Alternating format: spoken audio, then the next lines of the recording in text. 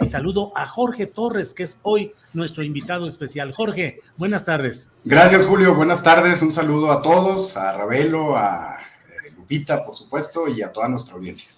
Gracias, Jorge. Guadalupe Correa Cabrera, buenas tardes. Hola, Julio, muy buenas tardes. Aquí muy contenta siempre con Ricardo y con Jorge. Un placer estar aquí. Gracias, Ricardo. Ravelo, buenas tardes. Hola, Julio, buenas tardes. Como siempre, un placer. Gusto en saludar a Jorge. Hacía rato que no lo veía.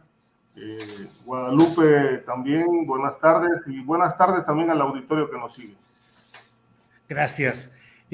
Antes de entrar en materia con los temas más concretos y precisos, déjenme decirles que hoy me enteré de que murió Ray Liotta, un actor muy famoso en muchas películas, pero sobre todo murió a los 67 años de edad en la República Dominicana. Según las primeras versiones, murió dormido o mientras dormía, de tal manera que, bueno, Ray Liotta, que yo siempre lo recuerdo por aquella película Goodfellas, que se tradujo se tituló en español Buenos Muchachos o Uno de los Nuestros, fue una gran película, obviamente, del director Martin Scorsese, y que era con Joe Pesci, Robert De Niro, con Paul Sorvino, y yo recuerdo mucho aquella escena en la que Joe Pesci contaba un chiste, una anécdota, y Ray Liotta le decía que era muy funny, muy gracioso, muy chistoso,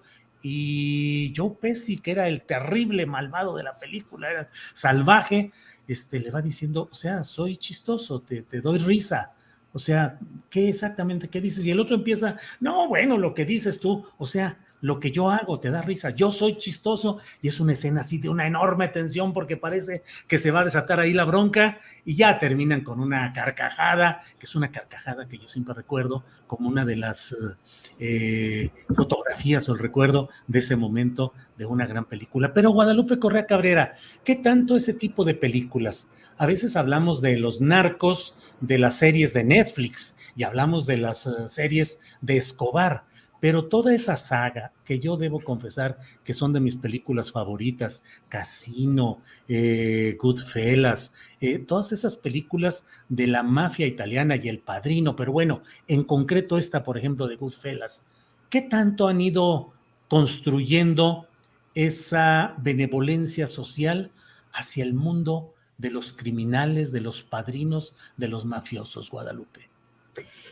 Me imagino que vamos a hablar de esto porque esto nos va a llevar a entender lo que está sucediendo en diferentes partes del mundo, principalmente en Estados Unidos, relacionados con el tema de los tiroteos, ¿no? Y de cómo este tipo de series y también los juegos de video y otro tipo de cuestiones más sociales, ¿no? Redes sociales, cualquier tipo de entretenimiento, pues nos llevan hacia acciones violentas. Yo creo que este tipo de series, que este tipo de cuestiones de entretenimiento, policías y bandidos, cuando los niños juegan también a los soldaditos, ¿verdad? Ha sido una cuestión de siempre. Cada vez, desafortunadamente, sí, estas series, las películas, los juegos de video, cada vez son más complicadas. Yo creo que las series de las que tú estás hablando, Julio, han existido siempre y no necesariamente tendrían un impacto en la sociedad o en la violencia o en la benevolencia con la cual vemos este tipo de prácticas, si no hubiera muchas más cosas atrás. Creo que el hecho solamente de enfocarnos en que existe esta romantización de estas series, de estas películas, y que esto puede servir para alimentar ciertos procesos o ciertos, digamos, fenómenos, no se darían si no hay un perfecto caldo de cultivo. Y creo que para que esto se traslade en una acción directa por parte y aceptada por parte de ciertos grupos, pues tiene que haber otras cosas, ¿no? Tiene que haber insatisfacción, tiene que haber problemas mentales, tiene que haber porque a ti te gusta, ¿no? Pero no por eso te vas a ir a tirotear a alguien o vas a formar parte de un grupo criminal, ¿no? A menos de que haya esas posibilidades, haya un negocio que favorezca esto, hay un lobby que también lo favorezca, tanto en el tema de la utilización de armas como en el tema del narcotráfico, padrinajes, prohibiciones, muchísimas cosas. No creo que estas series sean algo nuevo y que estén causando algo nuevo. Más bien, sí el acceso a juegos de video hiperviolentos en una sociedad cada vez más desigual, cada vez más polarizada, cada vez más informada, cada vez más enojada, con una serie de problemáticas y de acceso a tantos datos y además a manipulación de los diferentes grupos de poder, ¿no? Para enfrentar a las sociedades y al final divide, impera, divide y vencerás. No creo que estas series que han sido grandes maestras sean el caldo de cultivo único, ¿no? Sean parte sí de este caldo, pero no una parte central.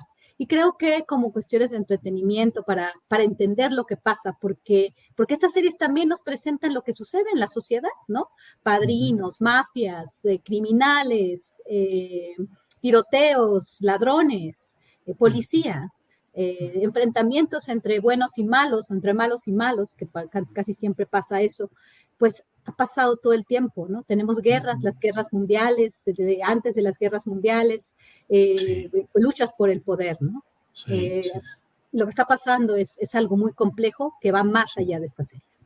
Gracias, Guadalupe. Jorge Torres, ¿qué opinas de todo esto? Las series, digo ahorita que estaba recordando, Guadalupe, bueno, pues que esto tiene mucha historia y mucha antigüedad. Lo mismo vemos violencia terrible en Game of Thrones, lo mismo vemos en Peaky Blinders o Blinders, esta serie irlandesa, lo mismo lo vemos en todo, pero Jorge, ¿qué tanto impactarán este tipo de series, los narcocorridos, las películas del Padrino, en modelar una conducta propicia a lo delictivo? Pues mira, Julio, yo creo que sí tiene un cierto impacto cultural, ¿no? Pero yo coincido con Guadalupe, me parece que aquí el factor de la educación de un pueblo, de una nación, pues también tiene ese efecto de cómo asumir la ficción, en este caso la ficción violenta. Ha habido muchos debates a lo largo de los últimos años de este siglo, del siglo XXI. Recuerdo cuando salió la película Matrix, que no tiene que ver con la mafia, pero tiene que ver con acciones muy violentas, y en donde ya empezaban los efectos especiales también a presentar una hiperviolencia. Y recuerdo que hubo también en algún momento un tiroteo en Estados Unidos que terminó en una masacre, y se culpaba a la a la película de Matrix, o a la trilogía de Matrix en este caso, de haber tenido un impacto en el personaje que llevó a cabo la masacre. Yo personalmente creo que ha sido también, discusión de psicólogos, y al final me parece que sí hay un impacto, pero no es la razón, digamos, de fondo que lleva a una persona, como en el caso de los Estados Unidos, a tomar un rifle de asalto y asesinar a las personas. Me parece que las condiciones en las que se da ese acto pues son más complejas de lo que podría ser estar frente a series o videojuegos muy violentos. Las condiciones, por ejemplo, en México, en donde hay una cultura del narcotráfico que ha florecido en los últimos decenios, y que tiene básicamente a la cultura del narcotráfico como una cultura muy poderosa en ciertas industrias, la industria de la música, la industria del cine, de la televisión. Vemos muchas películas, muchas series, pero aquí me parece que también juega un papel determinante lo que tú comentabas, es decir, a ti te gustan, a mí personalmente también me gustan ciertas películas de la mafia, pero me parece que a ti también, porque están bien hechas. Hay una gran diferencia entre muchas series que han surgido en los últimos años, que son muy bizarras, que están mal hechas o que están mal planteadas o que tienen una serie de defectos, y que básicamente explotan esta idea del poderío del narcotráfico, del poderío del capo, del poderío del armamento frente al Estado, en fin. Pero finalmente son guiones que desde mi perspectiva son muy malos, ¿no? Es decir, muchas de ellas a veces de tan malos terminan entreteniendo, pero en ese sentido yo creo que no hay un impacto directo entre una serie de televisión y la acción de una persona de tomar un rifle y salir a asesinar a las personas en la calle, o de salir después de ver una de estas series y reclutarse en un cártel del narcotráfico. Digo, hay condiciones, como decía Guadalupe, que se presentan en cada uno de estos casos que permiten que en México haya jóvenes que están siendo todos los días reclutados por grupos del crimen organizado, y hay condiciones que en Estados Unidos generan que una persona, un muchacho de 18 años, afectado en muchas, a partir de lo que se sabe, pues tenía afecciones mentales, en fin, hay condiciones que permiten que este muchacho salga con un arma, con un acceso que tuvo a esa arma, y asesine a 19 niños en una primaria y a 2 maestras. Pero me parece que no hay un impacto directo. Creo que tiene algún impacto en ciertas personas, pero me parece que no es un impacto directo y masivo. Gracias, Jorge. Ricardo Ravelo, fíjole, pues, ¿qué te digo? Yo veo mucha identificación a veces de grupos o de líderes de grupos criminales que tienen en su identificación a Al Pacino en la personificación de Scarface, de Cara Cortada, y se sienten pues el vato que tiene ahí todo el poder y que le entra a las cosas y tiene las armas y todo ese rollo. Veo también un montón de, pues en los viajes en algunas ciudades uno ve de pronto pasar vehículos lujosos con vatos que van ahí escuchando a todo volumen un narcocorrido, como diciéndole a la gente sí y qué, y pues todos decimos pues no, ni qué ni nada. Antes de ahorita que estábamos platicando me asomé para ver cuántas vistas tiene una pieza musical de Gerardo Ortiz que se llama Dámaso y que está dedicada pues a esta familia de Dámaso López, que fue subdirector de Puente Grande y cómplice en la huida del Chapo, y luego fue su subalterno directo y luego le peleó, y en fin, tiene 320 millones de vistas, 320 millones de vistas en YouTube. ¿Qué tanto todo esto influye, pues, Ricardo, en empujar a ciertas mentalidades a decir, yo quiero ser como Cara Cortada o como Dámaso, o que me hagan narcocorridos, o como en las películas de Goodfellas o de películas de Hollywood? ¿Qué opinas, Ricardo? Mira, Julio, yo creo que toda esta narración o narrativa del crimen organizado, a través de distintos géneros, ya el cine, ya las series de televisión, los narcocorridos, la música que caracteriza a estos personajes, todo esto a través del tiempo ha venido construyendo un condicionamiento para la sociedad, es decir, como todo, ¿no?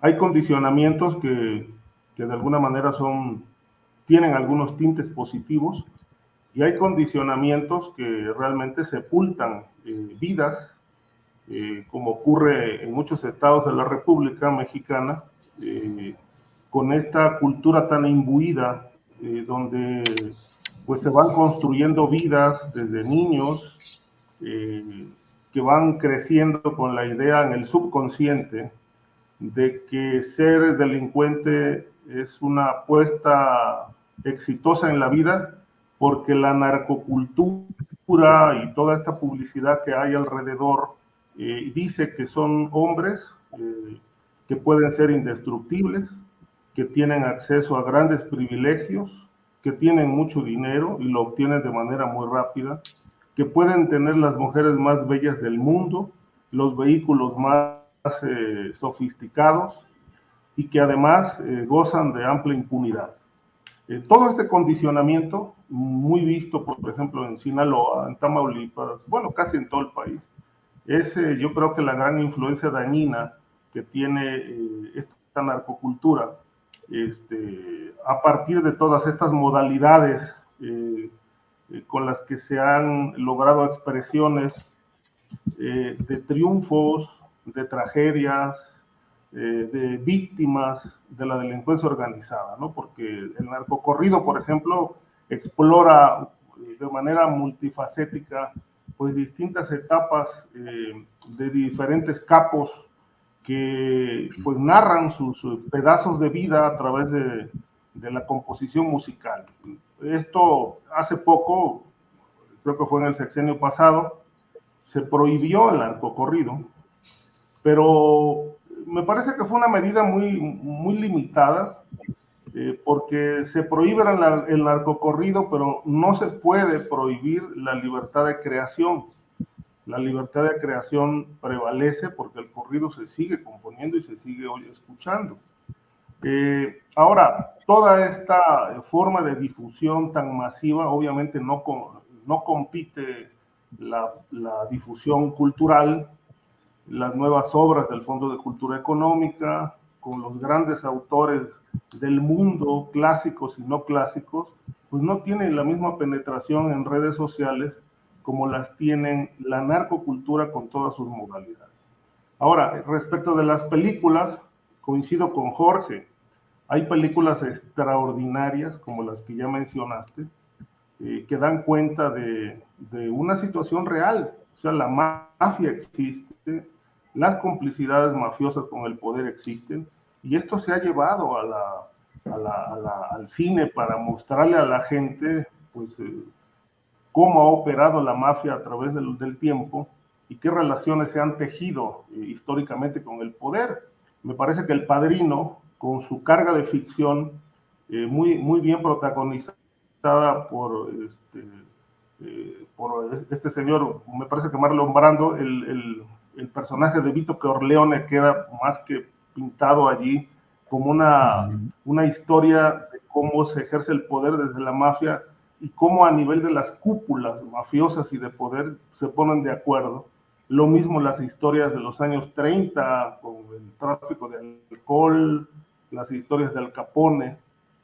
Pero en la vuelta del tiempo, esto ha venido a volverse muy comercial, tan comercial que me parece que las series, con algunas excepciones, más bien apuestan a una suerte de apología del crimen, a reforzar imágenes, a que de alguna manera se proyecten versiones de capos emblemáticos de México y del extranjero que tuvieron una etapa gloriosa y que, bueno, esto de alguna manera termina mimetizando a muchas generaciones porque se quieren parecer a ellos, ¿no? Y aquí hablamos de chicos despersonalizados que no han encontrado, digamos, su verdadera personalidad y que buscan parecerse a los otros generando un verdadero conflicto de personalidad porque ni son ellos ni pueden ser el otro. De tal manera que allí se genera un gran vacío, una despersonalización que luego, bueno, esto trae demasiadas consecuencias en la conducta que pueden derivar en hechos como los que vimos en Texas recientemente, pero bueno, con ingredientes adicionales, que es el abandono, el bullying, el desprecio, el desamor, etcétera, una serie de componentes que van construyendo odio en el interior de cada uno de estos jóvenes que finalmente terminan en desenlaces lamentables como los ocurridos en esta escuela primaria. Sí, gracias Ricardo. Justamente Guadalupe Correa aquí, Ricardo, como si fuera el conductor, el hilo conductor, nos lleva de inmediato a lo que fueron sus palabras finales en esta alocución. Lo de Estados Unidos, de lo que ha sucedido en esta población, Uvalde, se dice población mexicoamericana, por los apellidos y por la historia, es una población con un enorme porcentaje de habitantes de origen latino y específicamente mexicano. Pero Guadalupe, ¿qué pasa con todo esto? Armas, políticos, y me llama mucho la atención y te pido ojalá y nos comentes sobre la reacción del propio Joe Biden, que yo no sé si es una reacción más emocional que de cálculo político electoral, porque creo que se echa encima a todo el poderío de la Asociación del Rifle y toda la la cultura y vocación que hay en buena parte de Estados Unidos de la compra de armas con entera libertad. ¿Cómo ves este tema, Guadalupe? Tu micrófono, Guadalupe, tu microfonito. Perfecto. Muchas gracias, Julio. Mira, es un tema por demás complejo y que tampoco, o sea, todos hemos de alguna forma opinado con relación al tema de las armas en los Estados Unidos. No es tan sencillo en este momento entender también los objetivos por parte de la élite estadounidense en un momento en el cual hay mucha problemática social después de una pandemia, una crisis económica que se antoja y que se viene mucho más complicada, altos niveles de inflación, muchas personas perdiendo su trabajo, más drogas en el país, problemas de salud mental muy grandes. Sí, pareciera ser, y es lo que siempre hemos explicado, ¿no? No ha habido una posibilidad de que ni demócratas ni republicanos, en este momento, pues, se pone el ojo en el Partido Republicano, porque son los que han defendido más la enmienda segunda a la Constitución de los Estados Unidos con relación al tema de la posesión de armas. Pero en realidad el lobby de las armas es un lobby poderosísimo, el lobby del complejo militar industrial estadounidense parte de este lobby y bueno, estos señores, ¿no? Estas empresas ganan por la cantidad de armas que venden, ya sea en guerras o ya sea al interior de los Estados Unidos. El presidente Donald Trump fue un apoyo muy importante. Estos señores, el lobby de las armas da dinero a demócratas y a republicanos, también a demócratas, por eso mismo ha sido tan difícil establecer restricciones a la posesión, a la compra-venta de armas en los Estados Unidos. Es un tema muy delicado por el tema del dinero, y quienes son los hombres del dinero son los que escogen quién va a ejercer el poder y son los que realmente tienen el poder. Pareciera ser que Joe Biden en este momento está en una actitud, digamos, como lo dices tú, emocional, y que realmente ya no se puede más y que ya nadie podría más, que tendría que parar esta situación. Estos tiroteos cada vez son más frecuentes y bueno, por un lado algunos políticos piden que, bueno, ahora lo que tenemos que hacer es armar también a los maestros, ¿no? Y hay toda una explicación de por qué esto parece atender a los intereses del lobby de las armas. Pero hay que entender también otra cosa que es muy importante. Estados Unidos está, si no al borde de un conflicto interno muy importante, o como algunos dicen, quizás en un futuro no muy lejano, de otra guerra civil, hay un problema social muy importante y desde hace un par de años he estado viendo pues un esfuerzo de las autoridades federales de los Estados Unidos de limitar el tema de las armas. La posibilidad que tuvo Marcelo Ebrard de hacer esta demanda en contra de las compañías de armas por el tema de México, y con el apoyo que tuvo de varios comentócratas en Washington y políticos también, porque se ha celebrado mucho esta decisión, que también tiene que ver con el poder real en los Estados Unidos, que pareciera ser que está en contraposición con el lobby de las armas, pero no estoy tan segura. Los conservadores, y hay que ver los dos lados de la moneda, porque también es muy importante. No tenemos solamente que analizar un lado porque es complicado todo esto, ¿no? Y hasta dónde van a llegar estos límites, pero definitivamente por ahorita el gobierno de los Estados Unidos lo han hecho muy explícito. El gobierno de Joe Biden, siempre el gobierno demócrata, Joe Biden ha sido también crucial, ¿no? En toda su carrera política, establecer algunas limitaciones, pero no las que se debería, porque también se tiene que enfrentar este lobby. Pero hay una parte muy importante de la población de Estados Unidos que quiere mantener la segunda enmienda y quiere tener el acceso a las armas sin ninguna limitación. Esto de sin ninguna limitación, pues obviamente beneficia a estas compañías. No creo que él se esté hablando de forma emocional, sino ya atiende a un plan en el cual si deben de restringirse, tienen mucho temor de lo que puede suceder, del malestar, del coraje, de la división al interior de los Estados Unidos. Lo que pasó el 6 de enero no es menor. Entonces, definitivamente, dentro del establishment estadounidense existe o parece existir una idea de que sí hay que limitar la posesión de armas en los Estados Unidos. No sabemos hasta qué punto. El público conservador está muy asustado con esto porque obviamente dicen que viola sus derechos, que quita libertades y que un pueblo sin armas, es un pueblo dominado y hacen un símil, ¿no? A Corea del Norte, a Venezuela, a los países que tienen más límites, ¿no? Porque las armas, con la prohibición de armas, aquí tenemos también que categorizar todo esto, ¿no? Son límites a la aportación de armas, más controles de quién puede comprar armas, qué edades y todo esto, porque aquí ahorita en algunos estados ni siquiera hay casi nada más un background check y puedes vender las armas a quien si tú quieras y no hay un seguimiento a la posesión de armas. Es un tema muy, muy, muy importante, pero de todos modos, si se va a plantear una prohibición al uso de las armas, y eso es lo que tiene miedo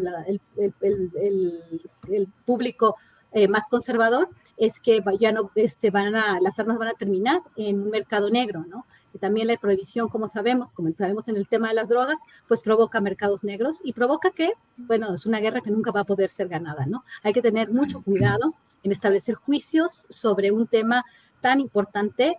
Bowling for Columbine fue una película, un documental muy importante de Michael Moore. Michael Moore presenta los orígenes de la violencia en los Estados Unidos, cuáles son las explicaciones de raíz de lo que sucede en los tiroteos en las escuelas, en diferentes espacios, y al final no dice lo que se tiene que hacer es un control de armamento, sino lo que se tiene que hacer es atacar de raíz los orígenes de la violencia en los Estados Unidos. Se va a Canadá, estudia lo que está sucediendo en Canadá también, sin muchos controles de armas, y cae en la cuenta de que hay otras cuestiones, ¿no? Entonces, por un lado está el lobby, por el otro lado están explicaciones más estructurales, y por el otro lado también está el objetivo del gobierno federal estadounidense de estabilizar la situación, ¿no? En un momento en el cual se van a tomar decisiones muy importantes a nivel económico, va a haber inflación, y bueno, vamos a tener una problemática muy importante. No creo que Joe Biden lo hizo porque se le salió, ¿no? Sino ya hay un plan, y ya lo han comentado las élites estadounidenses. Gracias. Gracias, Guadalupe. Jorge Torres, ¿qué opinas de toda esta historia que desde luego pues es repetitiva, está siendo repetitiva, de este tipo de ataques armados y en este caso afectando a una población mexicoamericana?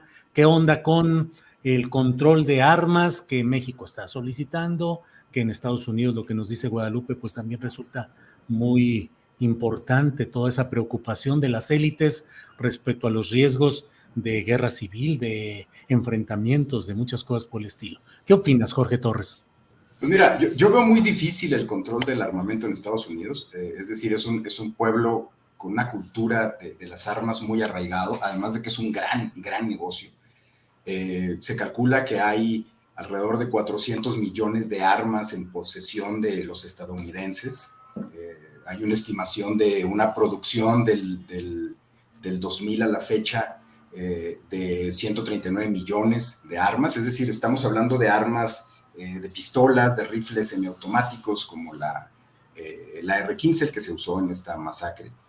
Y es muy complicado, hay una cultura muy arraigada, además del negocio que representa, que veo muy difícil que se revierta. Es decir, esta es una historia que hemos visto que se repite, como tú lo mencionabas, cada vez que hay una tragedia de esta naturaleza. Es un debate abierto que se reaviva cada vez que hay una tragedia, pero que no llega a ningún lado, ¿no? Finalmente los lobistas de las armas pues son los grandes financiadores, sobre todo republicanos, pero como decía Guadalupe, también de demócratas, y pues eso obstaculiza cualquier tipo de legislación por parte de republicanos y demócratas, o sobre todo demócratas, que son los que impulsan la regulación del armamento, y lo convierte en algo prácticamente imposible. Vemos en un contexto de tragedia en Estados Unidos, que se va a celebrar el día de mañana la convención anual de esta Organización Nacional del Rifle, en donde pues uno de los oradores principales y uno de los promotores principales del uso y de importación de armamento pues es el gobernador de Texas, donde ocurrió la tragedia. Entonces estará Donald Trump, creo que también en ese como orador.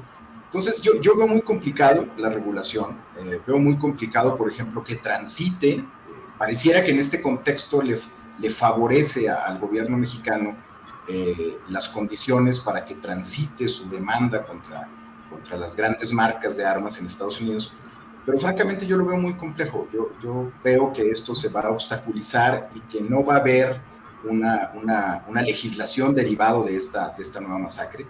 Es simplemente un debate que se reaviva cada vez que hay una tragedia y que no pasa de ahí, ¿no? Es un pueblo que le gusta el armamento, compra armas, y hay una producción que genera un gran negocio y que no están dispuestos a perder ese gran negocio que representa la producción y la distribución de armamento. Gracias, Jorge.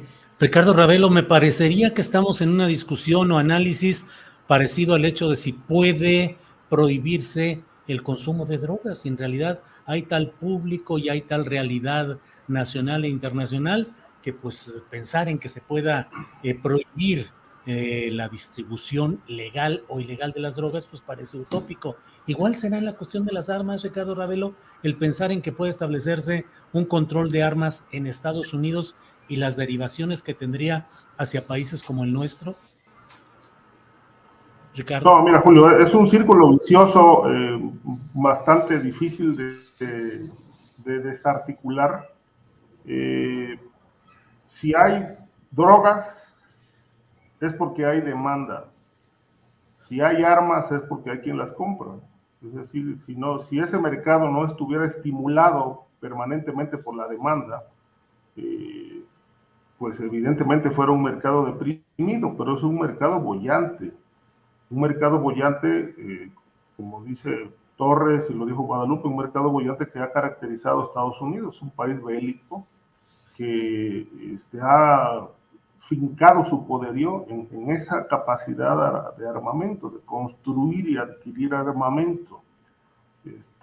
Eso de alguna manera, históricamente, ha contribuido a que Estados Unidos sea un país poderoso en el mundo, no solamente en el poder económico, sino en el poder y la capacidad de generar destrucción si se lo propone, porque tiene la capacidad bélica para ello. Ahora, respecto de este gran debate de las armas, bueno, en efecto, no es la primera masacre que ocurre en una escuela y que propicia a un adolescente. Ha habido incluso niños. Recientemente hubo un caso donde un niño disparó y mató a varias personas, y lo mismo en una escuela. Independientemente de la salud mental que evidentemente no es buena en estos personajes, hay toda una política que no se ha puesto de acuerdo para poderle poner freno a este asunto, ¿no? Es el mismo caso de México con la violencia, es decir, no nos terminan de convencer los planteamientos de si abrazos o no balazos, si no usar la fuerza del Estado, etcétera. Pero bueno, hay un hecho irrefutable, la violencia ahí continúa, y continúa subiendo sus decibeles. Lo mismo en Estados Unidos, masacres van, masacres vienen, en escuelas ocasionadas por niños, y se hace todo un escándalo.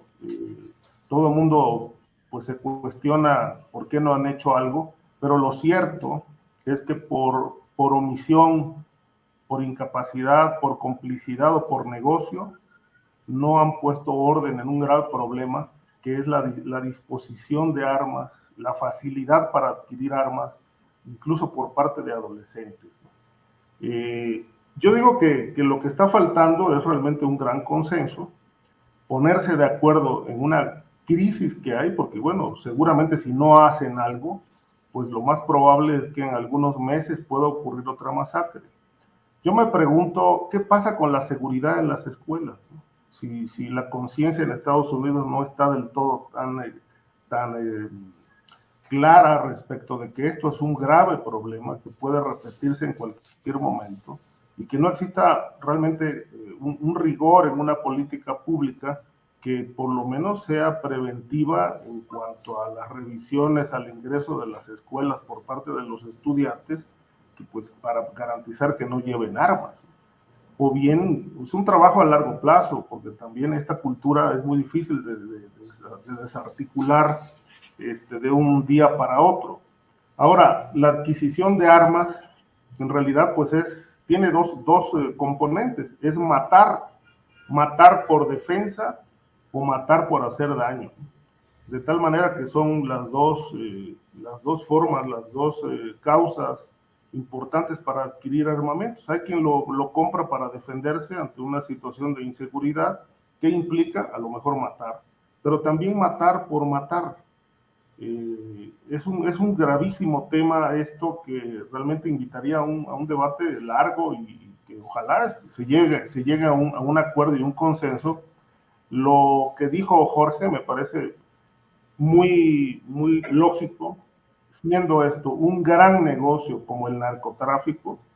Es muy difícil que lo vayan a frenar, a parar. Yo creo que a lo más que han llegado muchos países en el mundo en el tema de las drogas es a bajar un poco y a trabajar en la prevención y en la atención a sus adictos y en desarticular algunas bandas, pero no han acabado con el negocio, porque lo que no quieren es terminar con el negocio.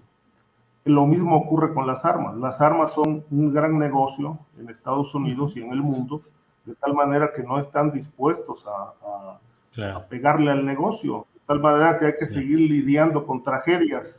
Es decir, cuando los grandes problemas se van al tiempo, como es el caso de las drogas y de las armas, pues nunca se resuelven. Es el caso de estos dos grandes flagelos. Gracias, Ricardo.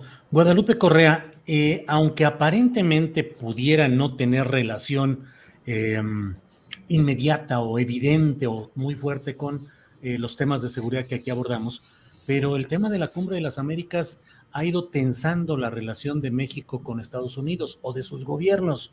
Hoy el senador estadounidense, representante por Florida, Marco Rubio, de la derecha, más derecha de por allá, dijo: no creo que Estados Unidos deba, francamente, ser buleado o presionado sobre a quién invitar a una cumbre de la que somos anfitriones. Si no quiere venir, que no venga. Guadalupe, no, ya anunciaron que no van a invitar, Estados Unidos no va a invitar a Nicaragua ni a Venezuela.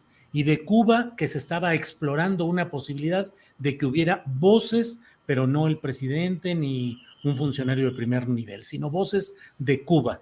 El presidente de México ha dicho que mañana va a dar su respuesta de si va o no va a la famosa cumbre. ¿Qué crees? ¿Que debe ir o que no? Uno, y dos, ¿crees que puede haber consecuencias negativas o muy negativas para México de no ir a esa cumbre? Tu micrófono. Mira, en realidad, Julio, este tema de la Cumbre de las Américas a mí me parece un gran espectáculo. La verdad es que estamos hablando de una cumbre en el cual se discuten temas, pero no se discuten temas con un impacto efectivo y con la preparación de planes que van a ser financiados, ¿no? Y que van a tener realmente un impacto. Es realmente un show. Ha sido realmente un show. En el marco de la Organización de Estados Americanos, ha sido penoso, ¿no? El papel de la OEA, de la cabeza de la OEA, las decisiones que se han tomado, todos con una cierta línea, obviamente la línea alineada a lo que quiere Estados Unidos con una administración demócrata o republicana, ¿no? El papel de la OEA, el papel de la Cumbre de las Américas, el papel de Estados Unidos ya tampoco es lo que era antes, ¿no? Estados Unidos antes era el poder hegemónico y ahora pues está siendo ridículo en muchas áreas, ¿no? Eso también es importante entenderlo.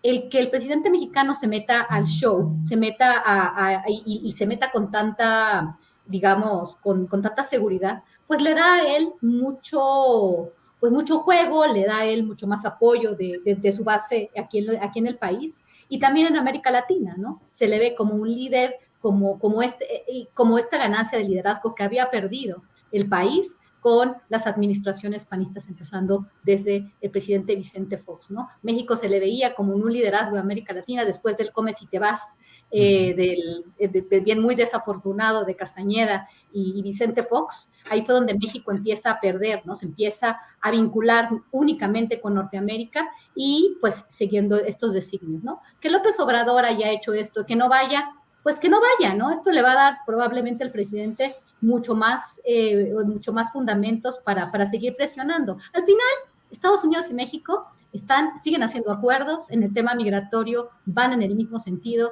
Estados Unidos, aunque no es lo que era antes, pero sigue teniendo, obviamente México sigue siendo dependiente de los Estados Unidos en muchísimas cuestiones, y Estados Unidos sigue siendo una economía mundial de primer orden, importantísima.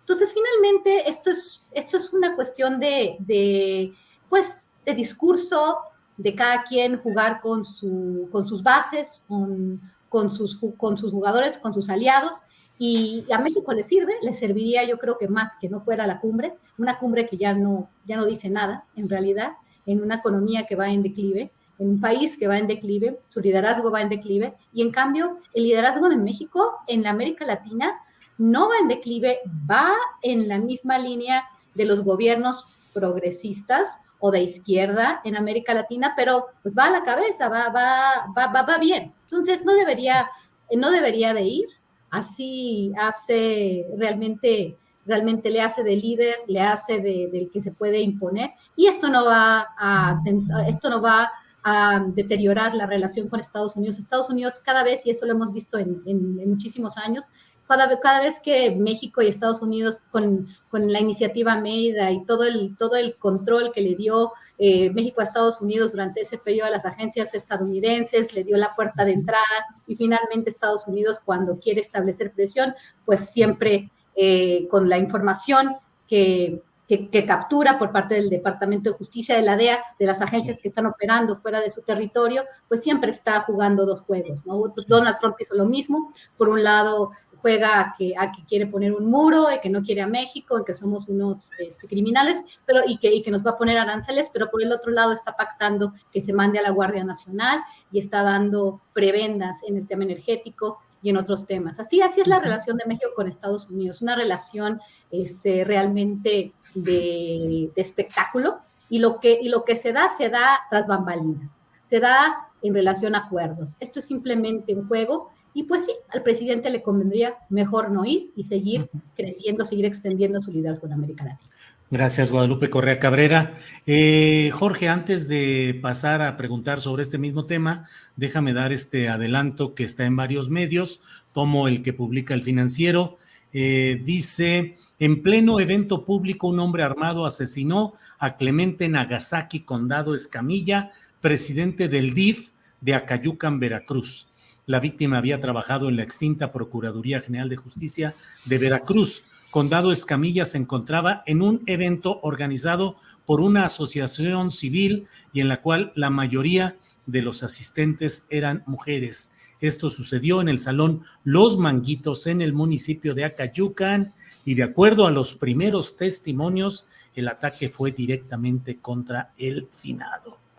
Bueno, Jorge, respecto a este tema que abordábamos con Guadalupe, ¿crees que el presidente de México debe ir a la Cumbre de las Américas en Los Ángeles el mes próximo, o que no debe de ir, por un lado? Y por otro, si crees que puede haber consecuencias positivas o negativas para la decisión que tome en la eventualidad de que el presidente de México no fuera a Los Ángeles.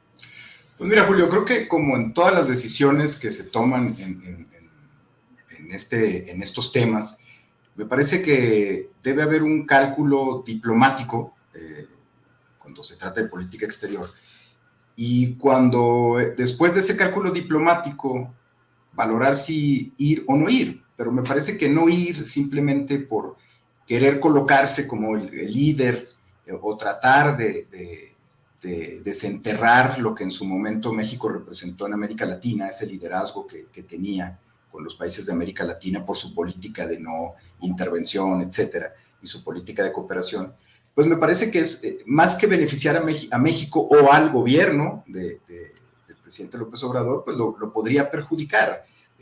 Si no hay una razón de fondo de por qué el comportamiento que está asumiendo, es decir, un comportamiento de rebelión frente a Joe Biden, a quien le urge tener en la Cumbre de las Américas una cumbre que no se ha caracterizado por ser de grandes acuerdos y de grande impacto, es decir, con efectos de gran impacto en la realidad, como decía Guadalupe, pues sí, de alguna manera es una cumbre que implica acuerdos diplomáticos, encuentros, y eso, al final de cuentas, para un país como México, que termina estando sometido por las características que tenemos frente al gigante estadounidense, pues es como tratar de jugarle al Goliat, en este caso, y me parece que tiene más que perder que ganar, Julio, si va o no va.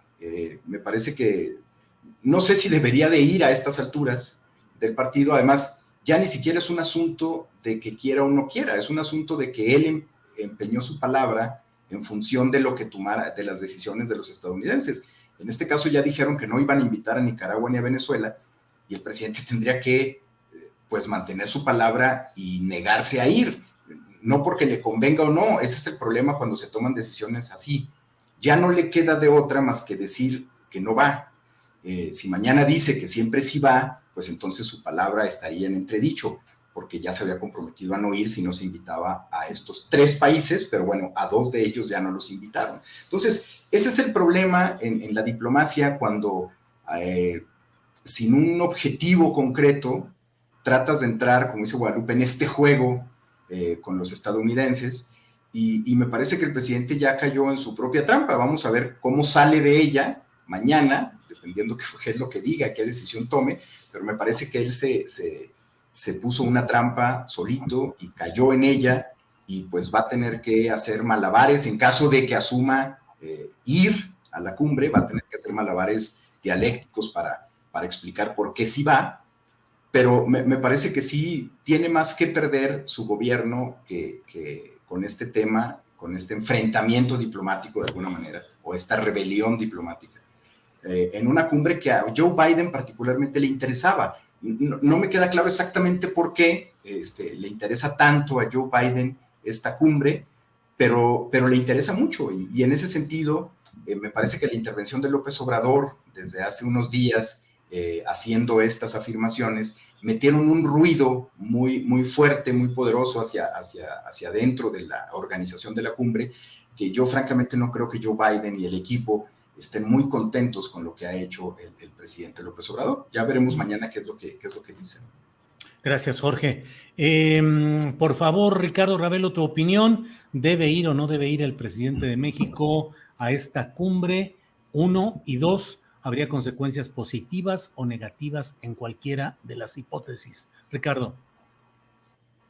Mira, Julio, yo coincido con Guadalupe en el sentido de que esto es un gran teatro. Y el presidente López Obrador está haciendo muy bien su papel de actor. Evidentemente, pues es un doble discurso el diplomático. El del presidente es un doble juego.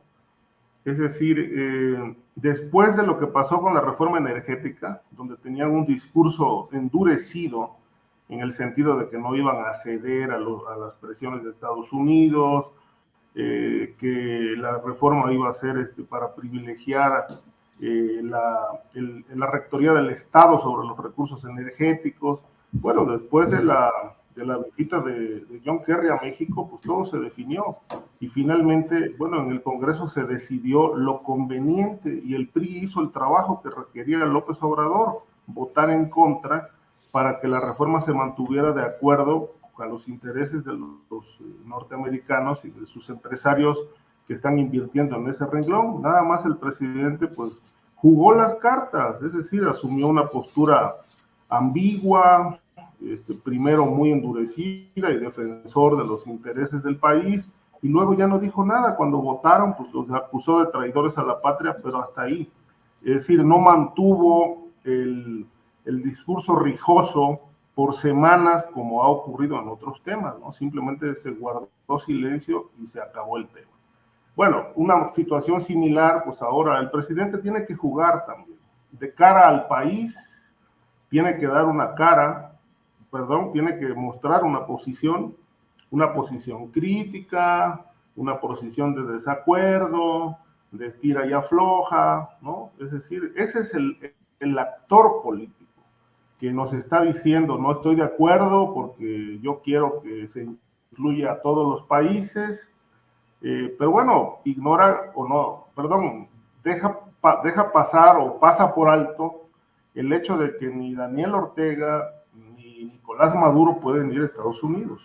Entonces, por un lado, porque tienen órdenes de aprehensión, entiendo, los dos, por distintos temas. En el caso de Cuba, la relación es muy tirante con Estados Unidos todavía. No hay no hay avances en ningún renglón de las negociaciones, pero el presidente está jugando. Al final, ¿qué puede pasar? ¿Que no vaya? Pues no pasa nada. Creo yo que finalmente los intereses entre México y Estados Unidos están muy bien alineados. Hay inversión en la energía, todo va caminando, es decir, en el doble discurso, ¿no? Porque nos dicen una cosa, pero por acá abajo se resuelve otra. Entonces, en medio de esa ambigüedad va avanzando las cosas de acuerdo con los intereses de los estadounidenses, de tal manera que ir o no ir a la cumbre pues resulta irrelevante. Ahora, si el presidente decide ir, bueno, ya justificará por qué. Al final, bueno, él es un experto en darle la vuelta a todas las situaciones retorcidas, ¿no? Y si no va, bueno, pues asumirá la postura que ha venido manteniendo de no ir. Pero creo que es irrelevante y además, pues la agenda, ¿no? Una agenda, ¿cuántas cumbres van? No sé si 8 o 9, pero de las más recientes, realmente, de todos los acuerdos que se han tomado, pues qué decisiones se han concretado en los hechos. Me parece que nada, ¿no? Son cumbres que nada más son como grandes teatros donde, bueno, se atraen los reflectores a nivel internacional, hay compromiso, todo el mundo sale a la pasarela, etcétera, etcétera, se toman la foto, aparecen en medios internacionales, como, bueno, la gran unidad latinoamericana que no existe, y yo el otro día decía, está muy en chino, que realmente la unidad latinoamericana vaya a llegar a niveles como la Unión Europea, por más de una razón. Pero finalmente, bueno, es un show, es un gran teatro donde, bueno, todos estos presidentes de América Latina van a ir a desfilar, a dar su punto de vista, pero bueno, finalmente, a la vuelta de algunos años, en una siguiente cumbre, pues nos vamos a dar cuenta que todo se queda en eso, en mero discurso. Bien, Ricardo, muchas gracias. Son las 2 de la tarde con 53 minutos. Estamos ya en la parte final del programa. Les digo simplemente que en el portal de Animal Político se publica que Ignacio Ovalle Fernández, que usted recuerda que fue director de seguridad alimentaria mexicana Segalmex, declaró ante el Ministerio Público que no recuerda haber firmado el oficio mediante el cual autorizó el uso de al menos 100 millones de pesos de recursos públicos para la compra ilegal de certificados bursátiles, operación fraudulenta que investiga la Fiscalía General de la República y cuyo expediente ya se presentó ante un juez. Ovalle fue removido de su cargo, pero lo colocaron en otro, en la Secretaría de Gobernación, de menor importancia, pero ahí sigue, pues digamos que con un nombramiento gubernamental. Y bueno, dice que no se acuerda, que pues pudo haberlo firmado o no, y que en todo caso sus subordinados, los directores generales, serían los que tenían que haber checado eso. Pero bueno, pues así están las cosas. Nos quedan muchos temas pendientes, pero pues no nos queda más que, Guadalupe, postrecito el tema que quieras abordar en esta parte final del programa. Por favor, Guadalupe. Híjoles, es que teníamos tantos temas tan importantes Sí. en esta ocasión.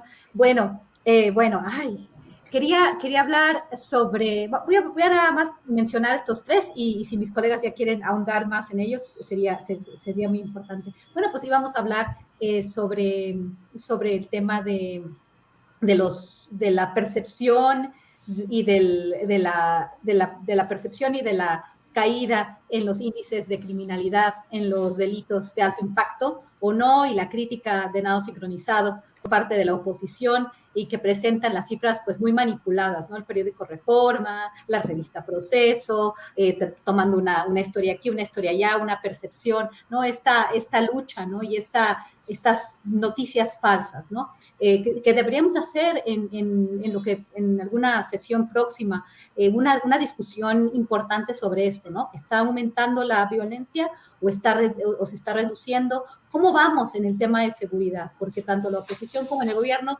tienen formas de presentar sus datos, y vamos a ver cómo nos sentimos, ¿no? Los mexicanos en diferentes partes del país y cómo ha cambiado el tema del delito en México, ¿no? No solamente en la Ciudad de México. Me parece algo muy importante. Yo quería discutir en el postrecito el tema de la privatización del agua potable en el estado de Guanajuato, de Querétaro, porque la mayoría de los legisladores panistas, por supuesto, en un estado gobernado por un gobernador panista, pues se cambia esto en contraposición a la Ley Nacional de Aguas, y sería un tema que también me gustaría tratar porque ya empieza a llamar a la acción pública, ¿no? al activismo.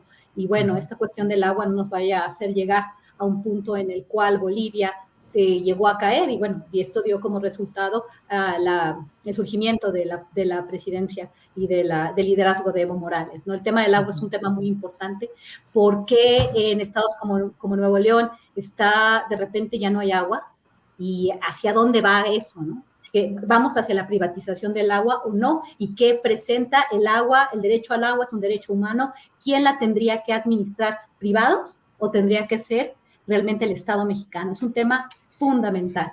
Y bueno, también quería decirles que me voy a ir de vacaciones por ahí. Voy a tratar de venir todas las veces que pueda, pero algunas veces no voy a poder venir porque este verano tengo algunos viajes, pero yo voy a tratar, Julio, de estar en todos en todos los programas que se pueda, porque voy a estar en lugares como complicados, ¿no? Ya no en este continente. Entonces, voy a tratar de todos modos de estar siempre en esta mesa porque me encanta estar aquí.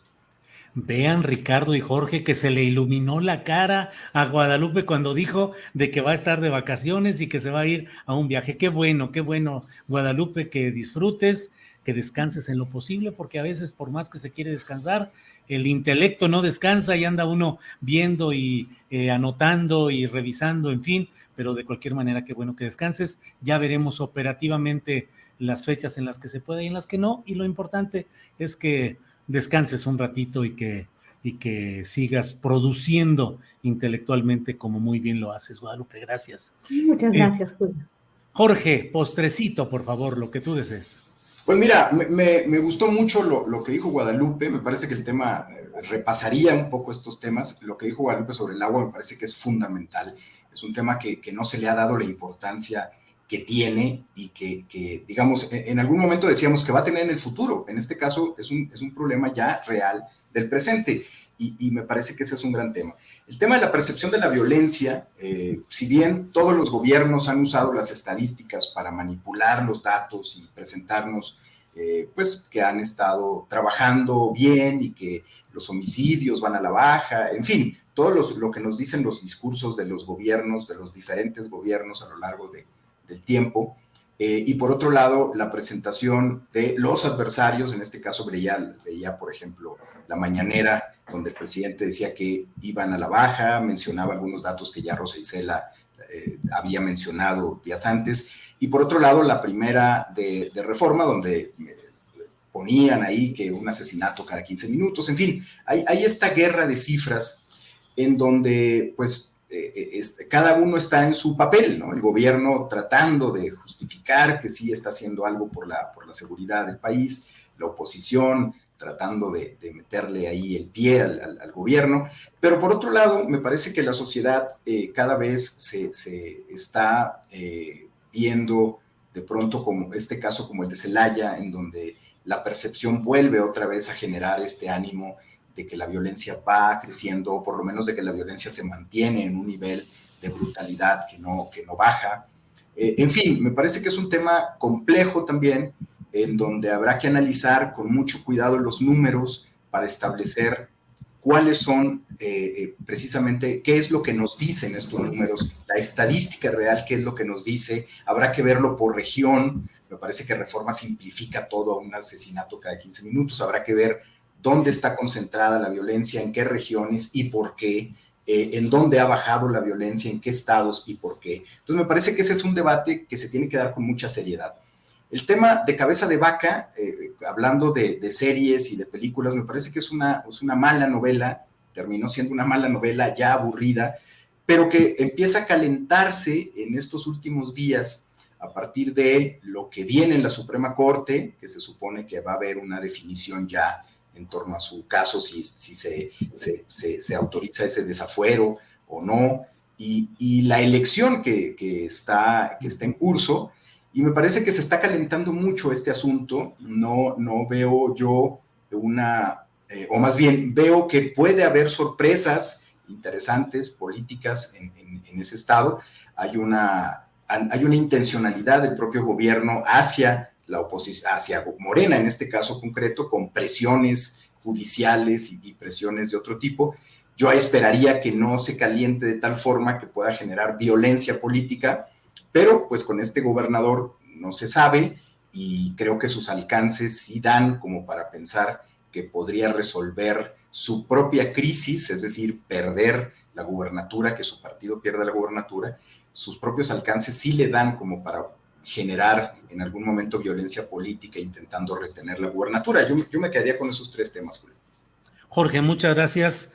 Y bueno, pues le toca a Ricardo Ravelo cerrar este programa con el postrecito de postrecitos, el mero final, por favor, Ricardo. A ver, Julio, mira, el tema cabeza de vaca, yo creo que pues todo indica que viene el fallo de la Corte y el 5 de junio tendrá que entregar el Estado si no quiere ir a la cárcel. Segundo tema, el asunto Ciudad de México, inseguridad. Decían y presumían recientemente que la ciudad era más segura que Nueva York, y hace unos días hubo una ejecución al más estilo mafioso en la colonia Roma, donde fueron acribillados 3 personas, entre ellos unos abogados, en un despacho. En plena luz del día, el pistolero llegó, ejecutó y se fue. Entonces, bueno, este tipo de cosas las estamos viendo cada vez más frecuente. Lo de Guanajuato, ni se diga. La violencia sigue a pesar de que el marro ya no existe, pero todo indica que el cártel Santa Rosa de Lima está de regreso en esa zona, en una gran disputa por el mercado de las drogas, del secuestro, del derecho de piso y sobre todo del negocio del robo de combustibles. Pero me voy a centrar rápidamente en el asunto del agua. Guadalupe tocó ese tema el otro día en Twitter y me llamó mucho la atención. Todo indica que el tema del agua en el país va camino a la privatización, a volverse un gran negocio. De hecho, ya lo ha sido, ya viene siendo. Yo recuerdo, por ejemplo, que hasta los años 80, por ejemplo, la Ciudad de México tenía agua potable apta para consumo humano que podía uno tomar en su casa, normal. Es decir, no era necesario comprar agua. Después del temblor dijeron que las instalaciones y la infraestructura se dañó y que ya no pudieron repararla. Entonces la calidad del agua que llega a los hogares ya no es apta para consumo humano. Entonces se dio rienda suelta a una serie de empresas privadas que empezaron a suministrar agua potable embotellada o en garrafones envasada para consumo humano, y esto ha sido un negociazo enorme.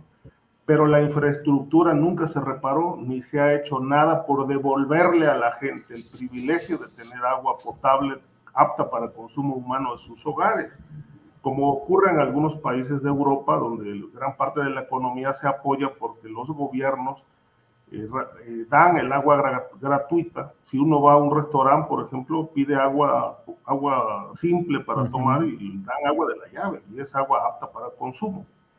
Pero el negocio viene siendo todavía más boyante porque, por ejemplo, en el sexenio de Vicente Fox, y tuvo el privilegio, uno de sus amigos de Fox, de apellido Sarco Duckerley, un empresario allá de la zona sur de Veracruz, y le concesionó un río en Tamaulipas para suministrar agua a Nuevo León y otros estados. Le concesionó un río, y él decía, yo soy dueño de un río, y ese es mi aportación, mi beneficio por haber apoyado la campaña de Vicente Fox. En la comarca lagunera, precisamente allá en Torreón, hay una gran polémica por el tema de la empresa Lala, porque se ha apropiado de los bancos de agua. Y hay una polémica porque la sequía ahí es tremenda, y entonces Lala se ha apoderado de todos los mantos, y bueno, esto es un tema por resolver también, como el caso de Coca-Cola en Chiapas, ¿no? Que cuando instaló su planta, pues dejó sin agua a decenas de comunidades que siguen sufriendo escasez. Entonces, hay un gran problema en el país con el tema del agua. Hay arrebatos de territorios que son ricos en mantos de agua, Se sabe que Estados Unidos tiene mucho interés en los bancos de agua dulce del sur de México. En fin, entonces ahí hay una serie de cosas que yo creo que se van a ir polemizando y hay que estar muy atento con el tema del agua, porque el tema del agua va camino a quedar en manos privadas y extranjeras.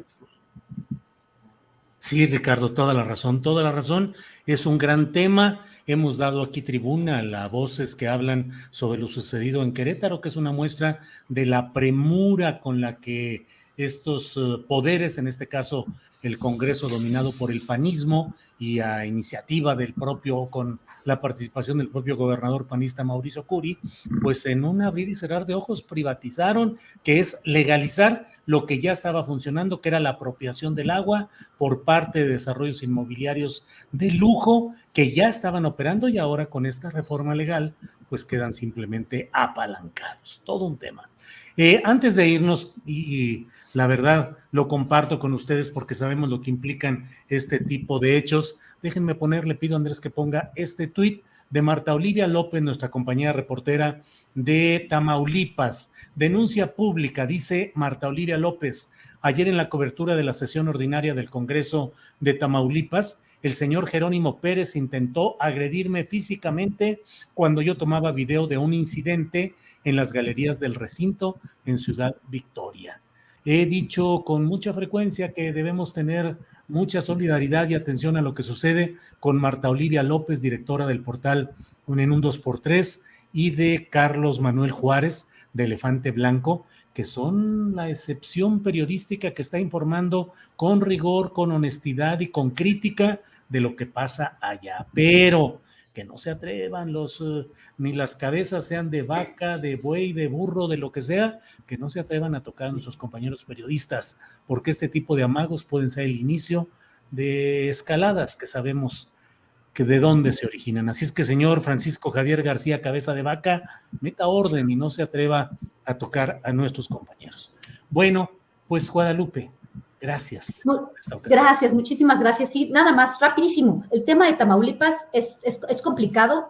Parece ser que el fiscal y el gobernador o están desesperados y piensan hacer todo, como dicen en inglés, con todos los medios que sean necesarios, by any means necessary, para detener cualquier investigación y para avanzar sus objetivos. Es muy, muy preocupante. Gracias, Julio. Gracias, Ricardo. Gracias, Jorge. Siempre un placer estar con usted. Gracias, Jorge Torres. Gracias y buenas tardes. Gracias, Julio. Un placer estar aquí en la mesa con ustedes. Gracias, Ricardo Ravelo. Gracias y buenas tardes. Gracias, Julio. Buenas tardes. Un placer siempre. Bueno, buen viaje, Guadalupe. Que te la pases muy bien. Abrazo, Jorge. Y bueno, un abrazo también para ti, Julio. Buenas tardes. Todavía no me voy, todavía nada más estoy avanzando. Avisando, gracias, adelantando la idea. Muy bien, pues gracias Guadalupe, gracias Jorge, gracias Ricardo, nos vemos pronto, hasta luego.